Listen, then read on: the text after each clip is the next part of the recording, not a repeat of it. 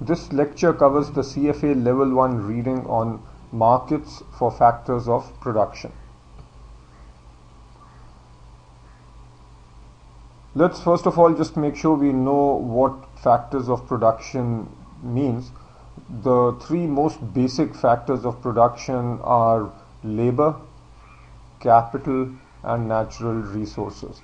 So essentially factors of production are is what you need to produce stuff. So you need labor, you need capital, you need natural resources to produce any sort of output. In this chapter we'll talk about how prices and incomes are determined and the impact of taxes. Let's first look at the at demand and supply in a factor market. So far mostly we've talked about demand and supply for products. Now let's say that we are talking about the demand and supply for labor, which is a factor. Now demand for a factor such as labor is derived from goods produced by the factor. So if you have employed workers to manufacture tables, the demand for the factor, which is workers in this case, is derived or based upon the demand for the tables, which is what they produce. Hence the demand for the factor is often called derived demand. Just as a quick piece of terminology, efficiency wage is a wage that firms pay above a competitive equilibrium so as to attract the best workers. If you simply pay the equilibrium wage or the competitive wage, then anytime somebody pays above that, the employee might just leave. And to avoid that from happening, companies often pay a wage above the equilibrium. So now, what is the equilibrium wage? The equilibrium wage is, as you've seen before, determined by the intersection of the supply and demand curve. Now what supply curve is this? This is the supply of labor. The y-axis is the supply of any factor, and we are just taking labor as an example. So let's say that the y-axis is the factor price, which is the wage rate. If we are talking about labor, as the wage rate goes up, the quantity of labor supplied would also go up. Y-axis is essentially the quantity. What about the demand for a factor such as labor? The demand will go down as price. So the demand for labor obviously is low when wage rates are high. So this is the low demand region where wage rate is high. When wage rate is low, as it is over here, then the demand for labor will be high. This point E represents the equilibrium, intersection of supply and demand, and since this becomes the market wage rate and this is the total quantity of labor that is used, or total quantity of the factor, this entire region shaded in blue becomes the factor income. Some important terms that you must know: marginal product. This is the additional output from one more unit of a productive input or one more unit of a factor holding the quantities of other inputs constant. So the marginal product, if you are talking about labor, would be the additional output or the additional produce with one more unit of labor. What is the marginal revenue? This is the addition to total revenue from selling one more unit of output. And marginal revenue product combines the above two terms. It is the addition to total revenue from selling an additional marginal product. So in other words, if you add one more unit of labor, how much additional revenue do you make? That's the marginal revenue product. And this will be easily understood using an example. Let's take the example. This is actually a very similar example is used in the curriculum.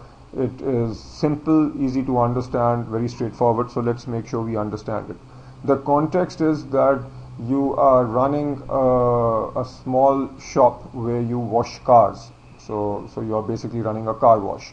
And let's say that the marginal revenue or the amount that you make by selling or by washing one more car is $4.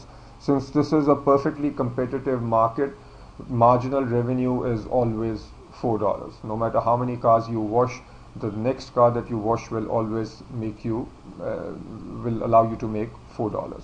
Now let's see what happens at different quantities of labor. Labor here is the factor that we are considering.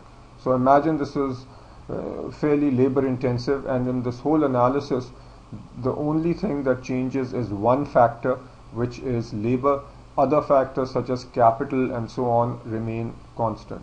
If you have 0 workers, what's your total product? How many cars do you wash? Obviously you wash 0 cars. What's the marginal product? Obviously the rest of this row doesn't really make sense. Now if you have 1 worker, then let's say that the 1 worker can wash 5 cars in an hour. Now what's the marginal product? Remember, the marginal product is the change in total product, which is 5, divided by the change in labor, which here is just 1. So our marginal product will be 5. What is our marginal revenue product? One way of looking at marginal revenue product is that it is what you get when you multiply marginal revenue, which is the additional revenue for washing 1 more car, times the marginal product, which is the additional number of cars you wash with 1 more worker. In our case, this would be 4 multiplied by 5, which is 20. What's your total revenue? It's simply the price which you charge, which is $4, times the total product, which is 5. So your total revenue is also 20. And what's the marginal revenue product? Another way of looking at marginal revenue product is to say that marginal revenue product is the change in total revenue divided by the change in labor. So going from 0 to 1, what was the 0 to 1 worker? What was the change in total revenue? It's 20. And what's the change in labor? That is 1. So your marginal revenue product even here will be 20. Now we will just go on, and let's say that you hire another worker, a second worker. Now let's say that the total number of cars washed in an hour goes up to 9. What's the marginal product? How many more cars were washed when you brought on an additional worker? The answer is 4. So by bringing on the second worker, you washed 4 more cars, so that's our marginal product. What's our marginal revenue product? The marginal revenue product is 16. Remember, where did this 16 come from? It's the marginal revenue, which is given as 4, times the marginal product, which is the additional number of cars washed. So our marginal revenue product is 16. What's our total revenue? Total revenue will be 9 cars washed times the price, which is 4. So total revenue is 36. And again, if you calculate marginal revenue using this formula, change in total revenue divided by change in labor. So the total revenue changed by 16, divided by the change in labor, which here is 1, and that gives you your marginal revenue product. Now what I want you to do is assume that you have 3 workers and the total product becomes 12. And when you have 4 workers, let's say the total product becomes 14. I want you to fill out the rest of the numbers and then look at the curriculum to see whether you got the right answer. Pause at this point, make sure you do this before you move on. Okay, welcome back. So now you have understood the concept of marginal revenue product. And notice that in the example that we just saw, our marginal revenue product was diminishing as we increased our labor force. So as we added more workers, what was happening? The marginal revenue product went down. Okay, so typically this is what so at least in our example, and in a number of cases that you will see in this part of the curriculum, we will have a downward sloping marginal revenue product curve. An employer demands a quantity of labor which will make the wage rate equal to the marginal revenue product of labor. Hence, the marginal revenue product curve is also the demand for labor curve. Now, why is this? So actually, first just take this as a given that your marginal revenue product that curve is the same as the wage rate curve. The way you can think of this is rather straightforward. So let's say that you are the business owner and your marginal revenue product is greater than the wage rate. So what is this saying? This is saying that the additional revenue for one more unit of labor is more than the wage rate. If this is the case, what are you going to do? You are going to then add more workers because clearly you are making money here. So what will you do to labor? In this case, your labor will go up. So you will add more labor. What if the marginal revenue product is less than the wage rate? So this is not a good situation to be in. This is saying that by hiring additional workers, the revenue that you get is less than what you pay. So in this case, you are going to scale back. So you will cut down on labor. So as you can see, the optimum location then has to be the point where marginal revenue product is equal to the wage rate. So that's what you will do to maximize your profits. And because of this logic, we can say that the marginal revenue product curve is essentially the same as the demand for labor. Which brings on now to two conditions for profit maximization. In the curriculum, you'll find a long explanation, a long derivation showing that these two relationships are essentially equivalent. This you have seen very often before, that that one profit maximizing condition is where marginal revenue is marginal cost. And as I've just explained, the other profit maximizing condition or a equivalent profit maximizing condition is where the marginal revenue product is equal to the wage rate. So you need to make sure you know these very well.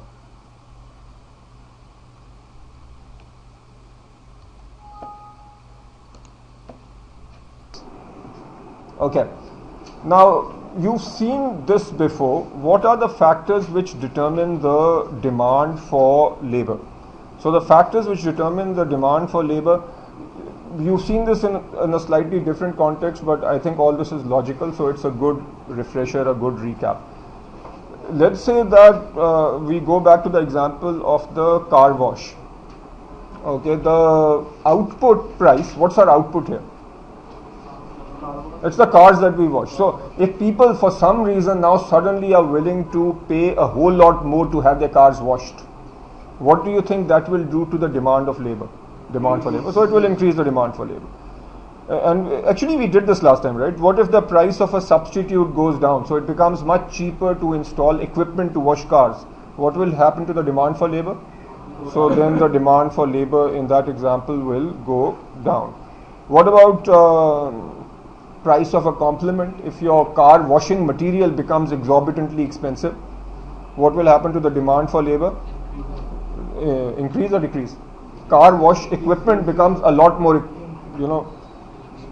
lot more expensive. So what will happen to the demand for labor? Decrease.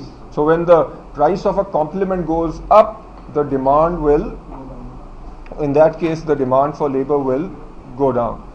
Okay, advances in technology, this is just a general point that advances in technology in general have increased the demand for labor. So what's the overall rationale here? The overall rationale here is, if because of technology labor is becoming more effective and more productive, what's happening to the marginal revenue product of labor? that's improving. So if that's going up, if you are getting more out of every additional unit of labor, as a businessman, won't you be willing to hire more labor? So that's the logic. If the person you are hiring is more and more productive, then your demand for that person or that labor will be higher.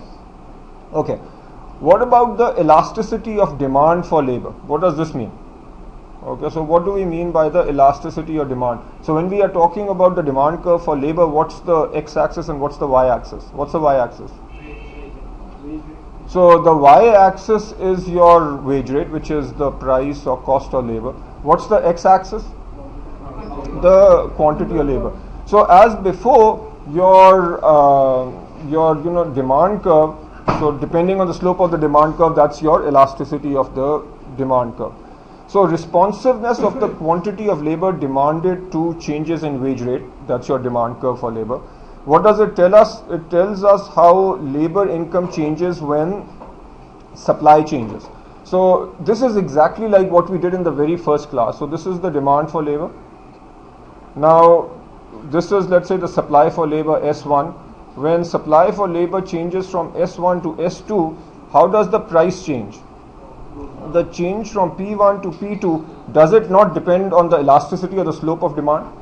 So it depends. So it depends on the elasticity of demand, and this is what we did in the very first class. Okay, so now what does so this is material, that's a quick recap. What does the elasticity of demand for labor depends on what? It depends on time frame. So if we have a long time frame, okay, then in the longer run, will elasticity be higher or lower? So if the time is high, then the elasticity will be higher. Why? Because this now gives a longer time, for demand to adjust. Okay, so if labor is suddenly more expensive, you can't overnight change your demand, but over a few months, your demand will go down substantially. So the longer the time, the higher the elasticity. What about labor intensity? So if you take two operations, one operation is very labor intensive, the other is not so labor intensive. Where will the elasticity of demand for labor be higher? Labor intensive. Why? So let me just give you a quick example. So I'll just state this: when labor intensity is high, then the elasticity is high. Simple example. Let's say you make tables and 90% of all your cost of making the table goes into labor.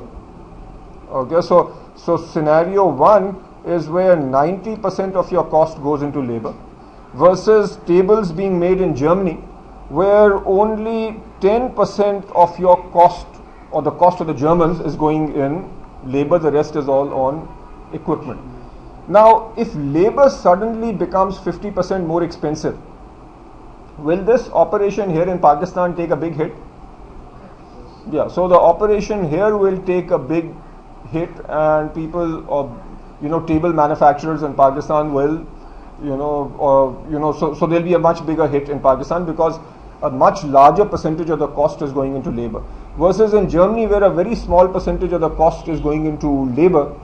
Will a change in labor cost impact demand for labor? Not so much. Okay. What about, just take the next one as a given, when the elasticity of demand for the product being produced. So if the elasticity of demand for tables is high, then the elasticity of demand for laborers produced tables will also be high. And okay, intuitively, what does the substitutability of capital for labor, what does this mean? Yeah, so if it is very easy to substitute, capital instead of labor, then will the elasticity of demand be high or low? Okay, so I think you missed the first few lectures. So then the elasticity will be high. Why? Because if labor cost goes up and it's very easy to substitute capital, what will happen to the demand for labor? It will change a lot. So if the substitutability is high, then the elasticity or demand for labor will also be high. Alright. Now this is actually all the things that I just said. These are all documented here. So if you didn't quite fully catch what I said, It's all written on this slide. Now let's look at the supply of labor. To understand the supply of labor, let's just first take two fundamental points. That supply of labor is the amount of time people are giving. So labor is what people like us working. So if we are willing to give more of our time, that means the supply of labor is high. If we are giving less time, then supply of labor is low.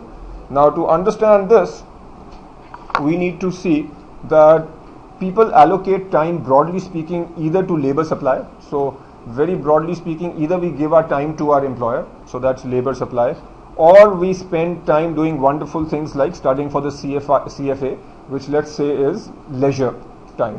All right. Okay. So these are the two categories, broadly speaking, of how you spend your time. I'll just explain a few concepts and then tie it all together. Just as a tangential point, when you talk about the supply of labor, there is this concept of the reservation wage, which is the lowest possible wage at which somebody is willing to provide labor. So if somebody offers you a fabulous salary of 2,000 rupees a month after you graduate, chances are you will not take that job. Okay, so that implies that there is some wage rate over which you are willing to work. That the definition of that wage rate is the reservation wage rate. Okay, two effects we'll talk about and then get into the shape of the curve. Substitution effect. This is saying that as you get paid more and more, you are willing to work more. Why? Because as you get paid more and more, the amount of time that you are willing to work increases, because you are willing to substitute your leisure time for work time. Okay, so what that is saying is, initially, as the wage rate goes up, you are willing to work for more. And then income effect, I'm going to show you a picture on the next page. What is the income effect? Income effect says that the higher the wage, so as your wage goes up and up and up, so higher the wage, the less the higher the demand for leisure. So once you start earning a lot, then you might want to scale back how much you work so that you can enjoy the money that you are making. So what's the impact of these two? If you look at the simple graph where you have wage rate on the y-axis and you have hours worked per day on the x-axis. When your wage rate is low, so when you are, let's say, at point A, wage rate is low, and as your boss gives you more and more money, are you willing to work more? So you are willing to work more and more and more. Once you get to this point where you are making a fair amount of money, then why does this curve bend backwards? So what is happening is, from point A to B, there is a substitution effect taking place, which is saying that you are substituting your leisure for work because you are being paid more. Okay, but once you are making a ton of money over here, so what happens as the wage keeps going up? Then you scale back. Why? So this is the income effect. You have a ton of money and you now want to spend more time enjoying the money. So what happens to your supply of labor to the workforce or to work? That goes down. So that's why you have, this is called a backward bending supply curve. Okay. What about changes in the supply of labor? Just as a general point, changes in supply of labor. What does this do to let's say that you have this very simple labor supply curve. If you talk about the Canadian economy and you have lots of immigrants from Pakistan and India and China and so on moving to Canada, what's happening to the supply of labor curve? So it will increase or shift to the right. So this whole demographic changes is saying that as more and more adults come into an economy, more working people come in, the supply of labor will increase. What about technology changes? As a general point, and this is a very US or Western world centric comment, but technology changes and increased capital accumulation cause a labor supply increase. Basic point that is made here is as follows, and this might be a little hard for us to relate to, but just imagine for a moment that you are living in America. So what is suggested here, and just take the CFA word for this, with more technology at home, so women now need to spend less time working at home. Why? Because all the clothes can be washed in a washing machine, all the dishes can be washed in a dishwasher, the vacuuming or the cleaning happens much faster. So people who have lived in America, realize that looking or maintaining the house now takes a whole lot less time. So now what women can spend more time working. So if now women are spending more time working, what happens to the workforce? So the supply goes up. So that just take that logic as a given. Okay, moving along. The next topic we need to understand is labor unions. Everybody's heard of labor unions. What are, and some of these are fairly powerful in the US, what are the main objectives of a labor union? We need to know these 3 points. 1, 2, 3. One is to try and increase the compensation for the workers. So they like to do that. Improve working conditions and create more jobs. So these are the typical objectives of a good labor union. Now, how do labor unions professionally, or how do they try to achieve these objectives? One would be to try to increase the marginal product of the union members. So what do you think that means? Increasing the marginal product of union members. Murtaza? Increase the productivity of Exactly. Marginal product, again as a quick recap, marginal product is the output that you get from one additional unit of labor. So how would you increase the marginal product of union laborers? Anybody? Training, education, etc. So if unions are focused on improving training, education of the union members, what is likely to happen to the marginal product of labor? It will go up. And if the marginal product goes up, then do you think businesses are willing to pay higher for labor? Yeah, so that helps achieve objective number 1 stated over here. Okay. What about, so the next one, encourage import restrictions. So why do you think, let's take the Auto Workers Union of America.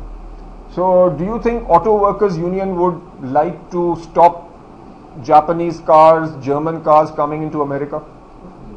They would like to have import restrictions. Why? Because then more American cars will be made. And which objective does this help accomplish? So it helps expand job opportunities. So very often you will find labor unions with slogans like "Be American, Buy American," stuff like that. Okay. Support minimum wage laws.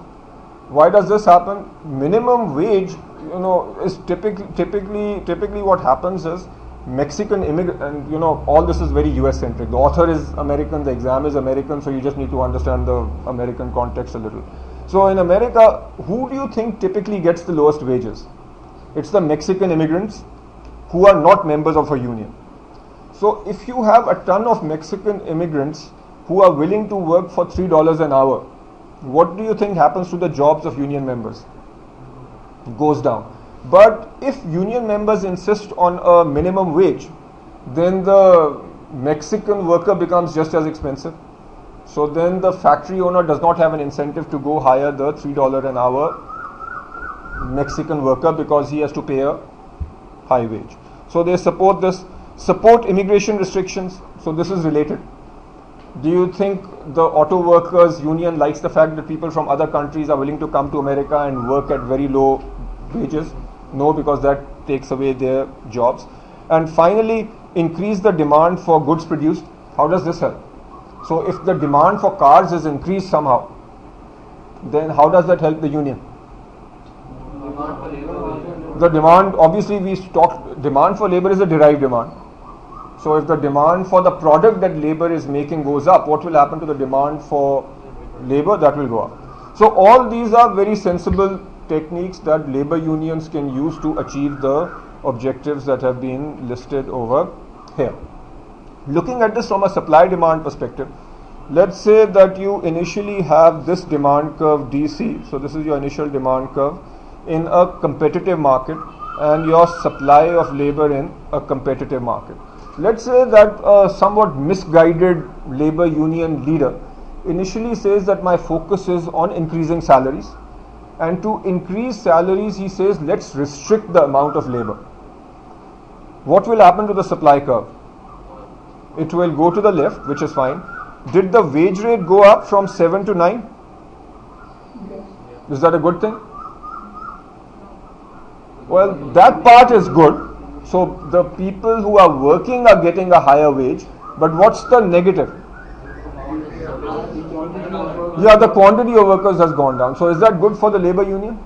That's actually pretty bad for the labor union, right? So one is a positive that the price has gone up, wage rate has gone up, but it's at the expense. And actually, in most countries, one of the worst problems is that of unemployment. So if you are creating people without jobs, that's an issue. So what is a better strategy? A better strategy is to try and boost demand. What happens if you can boost demand? Then notice that both the wage can go up and the quantity will go up. So you can boost demand by, as we said earlier, either trying to boost the demand of the product being made or increase the demand for labor by trying to make labor more productive. So that's, as far as the CFA Level 1 is concerned, this is fundamentally what you need to know about unions. What are the objectives and how are those objectives achieved, and what's the supply demand picture for labor.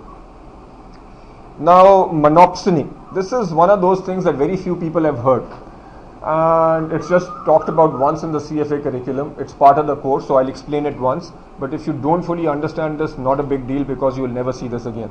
As in, there's a small chance that there'll be one question on the exam related to monopsony. It's a nice sounding term though, so it's good if you know what it is. How many people have heard this term before? Okay, so some of you in your economics courses might have seen this. Everybody knows what a monopoly is, right? So monopsony is like the flip side. A monopsony is, when you have only a single buyer in a market, that's a monopsony. So what are some classic examples? The classic example would be the airline industry in 1980 in Pakistan. So the market, if you are a pilot, a Pakistani pilot, who's your only employer? So the only buyer of, pilot services is PIA. So in a sense, that would be a monopsony.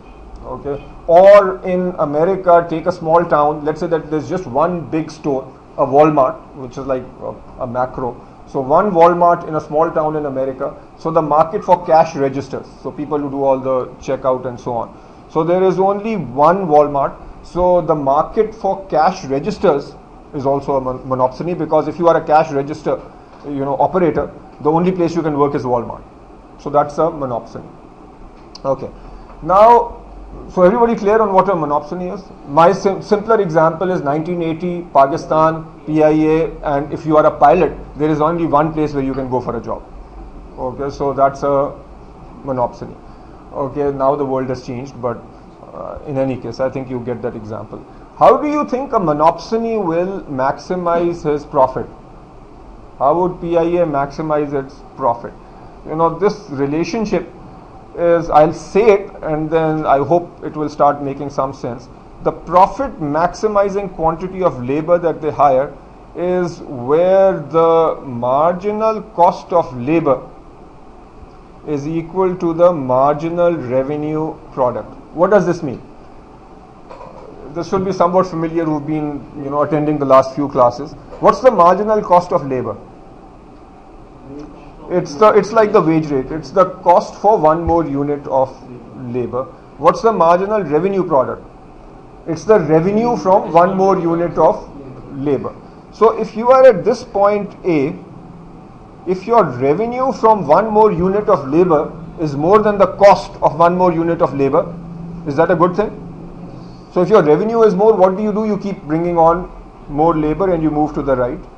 If you are at point B, then your cost from one more unit of labor is more than your revenue, so you move backwards. Is that a good thing? If the cost from one more unit of labor is more than the revenue from that one more unit, yeah, that's not good for a businessman, so he will scale back. So the optimum point is where marginal cost of labor is equal to the marginal revenue product. So he will set the amount of pilots that he will hire, or the amount of labor that he will hire, the monopsony will hire, will be set based on this point. And then he'll say, okay, at my profit maximizing, the labor amount is, let's say, 50 million hours of labor. Now, how much will he pay? if this is the supply of labor, so how much will he pay? He will look at how much people are willing to work for. So he'll say, okay, if I am providing 50 units of employment or 50 units of labor, how much are people willing to work for? So if people are willing to work for whatever, 5, that's how much he'll pay. Okay, so his revenue is up here, he's willing to pay a whole lot. People are willing to work for 5, so that's how much he's going to pay. So this is how a monopsony market operates. Now, can the government do something here? What's the issue over here? People are being paid less. Is there any inefficiency? There is inefficiency. What would be the efficient point? It would be this point E. Why? Because this is like your demand curve, which is your marginal revenue. This is your supply curve, which is the marginal cost. So this would be the efficient point. Are we below the efficient point? Well below. So what do you think the government can do? Yeah, so this is a good place to actually impose a minimum wage. What do you think the minimum wage should be? So if the minimum wage is set at 750, then what will happen to the quantity of labor? So if the minimum wage is set at 750, then how much will our supply of labor be? 75. So we'll come to 75.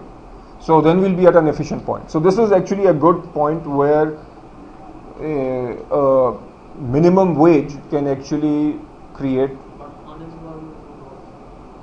Not over here, because we are at the efficient point. So at a wage of 7.5, how much services are people willing to offer? How many hours of labor are they willing to offer? Based on that supply curve, 75. And this is also the demand curve, so the intersection point is our efficient point. So if there's only one buyer, it only requires 20 people to work whole day, like whole day we are employment. Actually, what we are looking at is a downward sloping demand curve. So given this demand curve, if the guy only needed 50 people, then would the demand curve look like this? It would be a different demand curve and you would have a different setup. But I think for this little example, let's just go with this. I didn't get it. Okay, this is actually, so let's then this. Supply marginal cost. What's the? Supply marginal cost. So ask your question again. You said this supply curve is actually the marginal cost. Is it so? Yeah, in general, the supply is for the company or for the people. Actually, I think it's better not to go down that track. So let's just think that the efficient point is the point where the supply of labor and the demand of labor, where those two curves intersect, as we discussed in the very first class, where those two curves intersect is the efficient point. So what is the MCL? What's that? MCL? The MCL is the marginal cost of labor. This is the cost of, so the cost to PIA of one additional unit of labor. So when they hire one more unit of labor, what's the additional cost to PIA? So if the additional cost to PIA, as long as, so what's the profit maximizing point? Where the marginal revenue product is equal to the marginal cost of labor. If you didn't get this, this is one of those things which is slightly complicated. Most people have issues. Efficient point is where supply and demand intersect. MCL is equal to MRP is not the efficient point. That's the profit maximizing point. Remember, Maximizing and efficient point is not the same. Huge point. Just now, even for a monopoly, was the profit maximizing for the monopoly the same as what's efficient for society? No. So they are completely different. So a monopoly and a monopsony will do what? Will they maximize their own profits or will they maximize benefit to society? So they maximize. So the efficient, when we say efficient, when economists say efficient, they mean efficient from the perspective of society, not from the perspective of maximizing company profits. But when a company is operating, there it's operating based on its own profit maximization. Okay. So now next subtopic, physical and financial capital. What's physical capital? So I'll just read this out. So it's your tools, equipment, all the physical stuff that you buy. What's financial capital? So money. It's mostly money here. What's the link between physical capital and financial capital? Yeah, you need financial capital to get physical capital. So now let's say our demand for financial capital is determined by what? These two items. If the marginal revenue product of your capital, so the equipment that you have, if the marginal revenue product of capital is high, of your physical capital is high, what happens to the demand for financial capital or the demand for money? It will be high. Is that obvious to everyone? So the point is this: if you have equipment from which you can make a ton of money, so for every additional unit of equipment, your marginal revenue or your additional revenue is very high, then will your demand for that equipment be high? So that's what this is saying. If the marginal revenue product of capital is high, then the demand will be high. Okay, the next one is more interesting. Interest rates. If interest rates are high, then what happens to your demand for capital? Will it be high or low? Yeah, it will be low. Why? You can think of interest rate as an opportunity cost. So if your money can sit in the bank or sit somewhere and get very high interest, then what would you do? You would rather leave the money and let it gather interest versus taking that money out and buying equipment with it. Right? So when you hear in the press that interest rates are very high, what does that do to your economic growth and investments and so on? Investments go down because then the money is just sitting there and you are not investing it. We are going to get into more details on that soon. So we've talked about the demand curve, which would be, so I'll get to the shapes of those curves very shortly. Right now, let's just talk about the supply of financial capital. What are the factors which impact the supply of capital? Now, supply, this is people with money willing to share that money. If income is high or your expectation about income is high, what will happen to the supply of money? So if the income is high, what will happen to the supply? Supply of money will also be high. If your expected future income is high, then what will happen? So if your expected future income is high, then are you more likely to supply your money, or you are more likely to just spend it all now?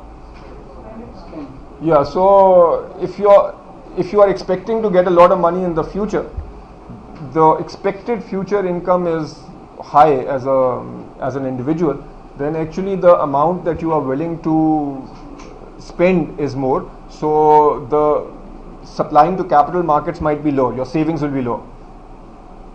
What about when interest rates are high? When interest rates are high, are you more willing to supply your money to the capital markets? Yeah, so there will be more supply. I didn't get the expected future. What's that? Expected future income. So this is actually a subtle point and not as significant.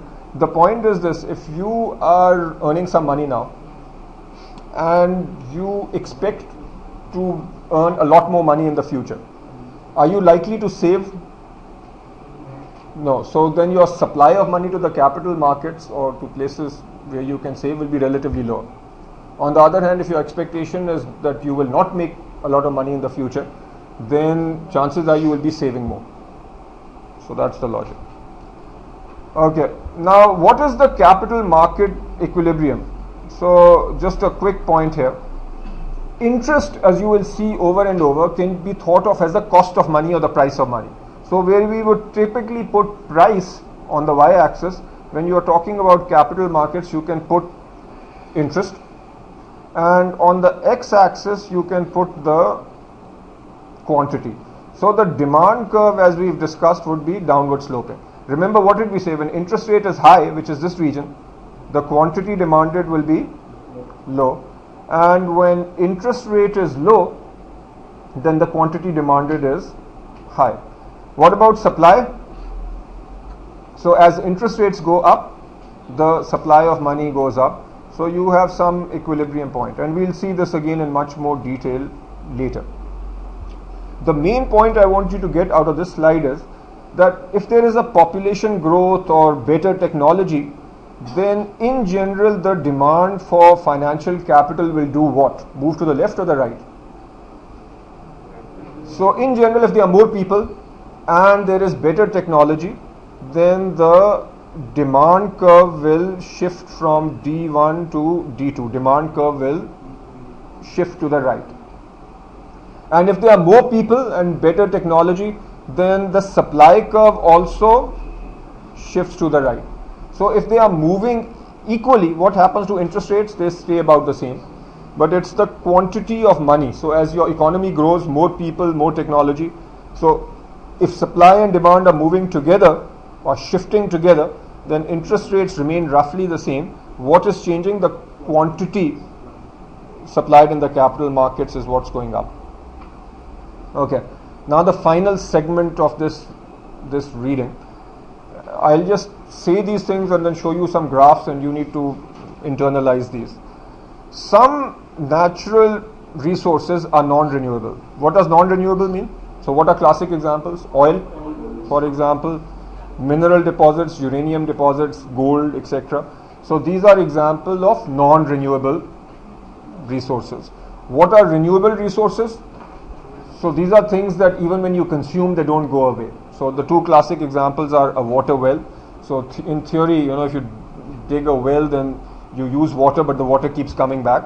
Or the land. So the land in defense, you build a house. Does that change the land? It's still there. You can break the house and build another. So land and water are generally considered renewable. So these are important curves from a testability perspective. Somewhat non-intuitive, but you need to just take this.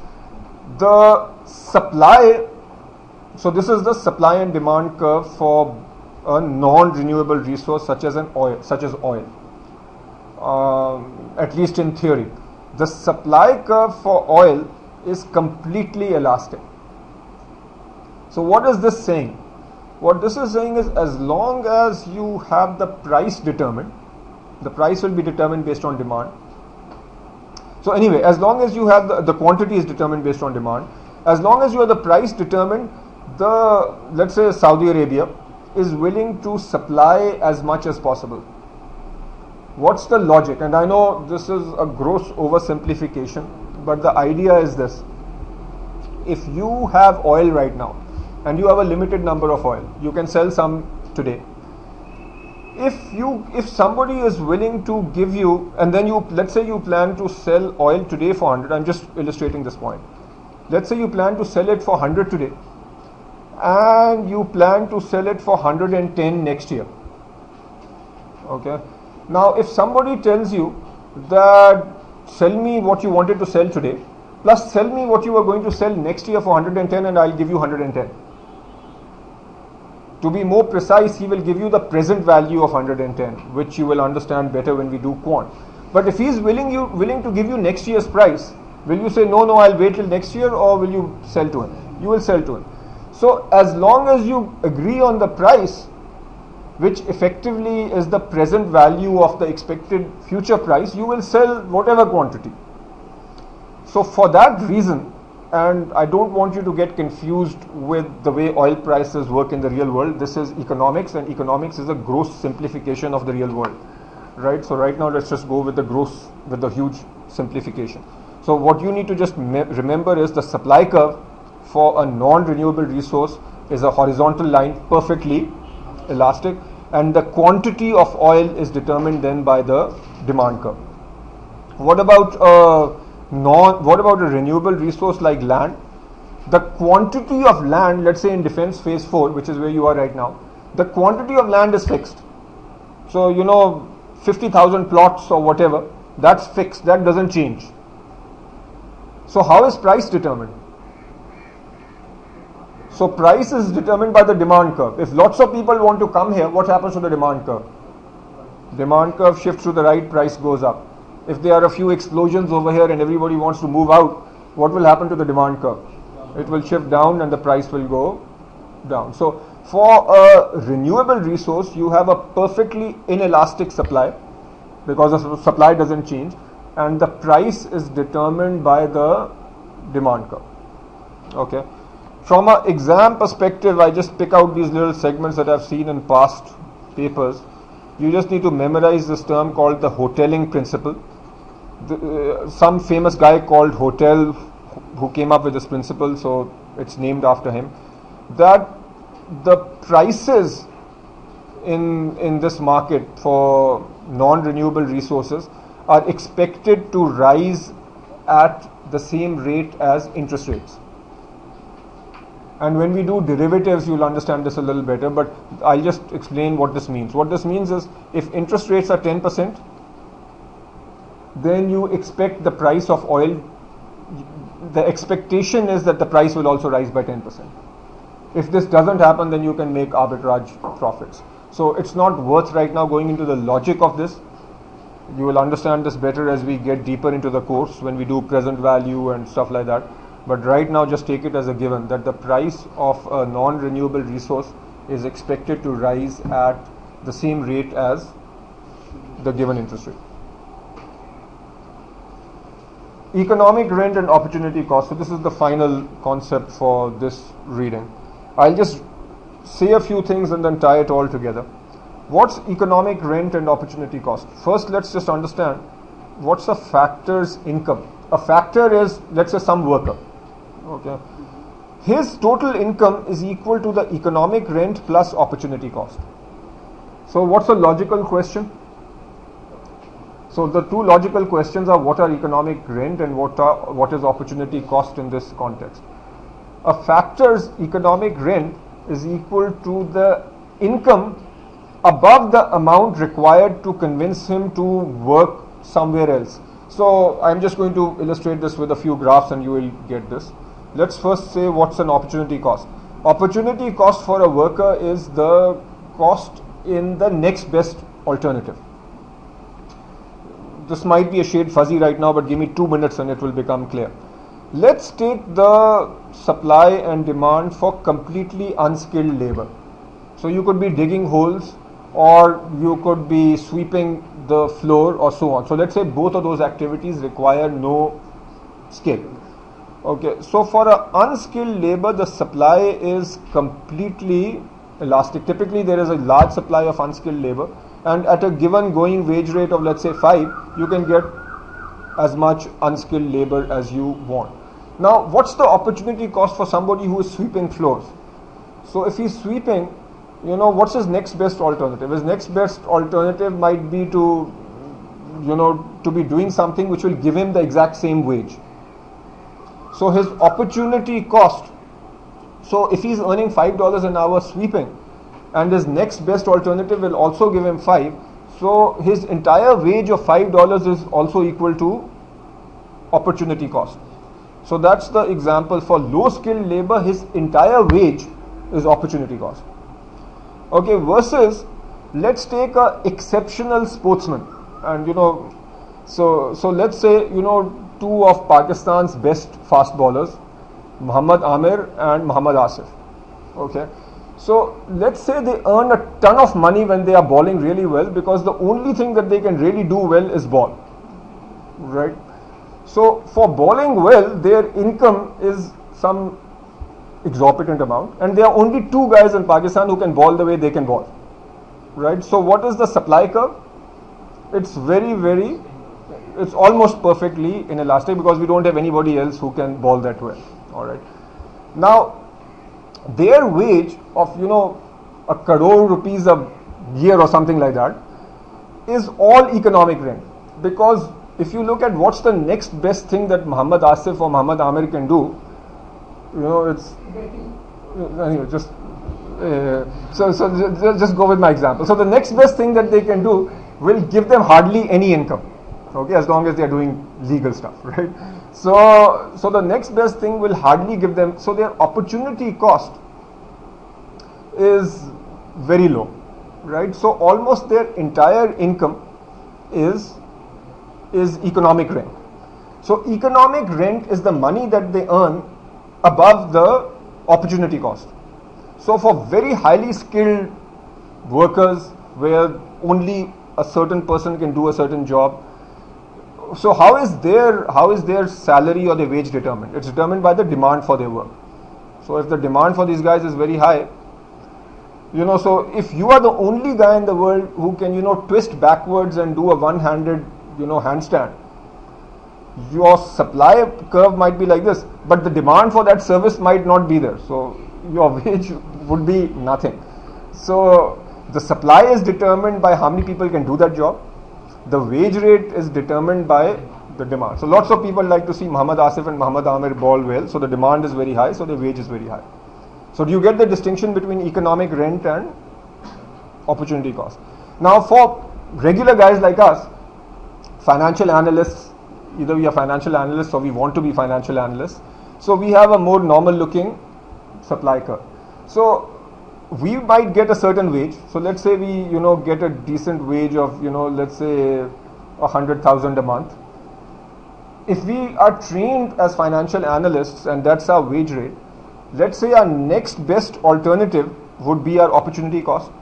So if we don't get the 100 and, we are out there doing a marketing job or something, so our opportunity cost is lower.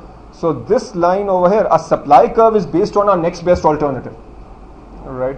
So this region at the bottom then represents our opportunity cost, because this is what we could get in our next best alternative. But since we are trained financial analysts and we are getting 100, the amount above the opportunity cost is our economic rent. So for most people, the total income earned is going to be a combination of economic rent and opportunity cost.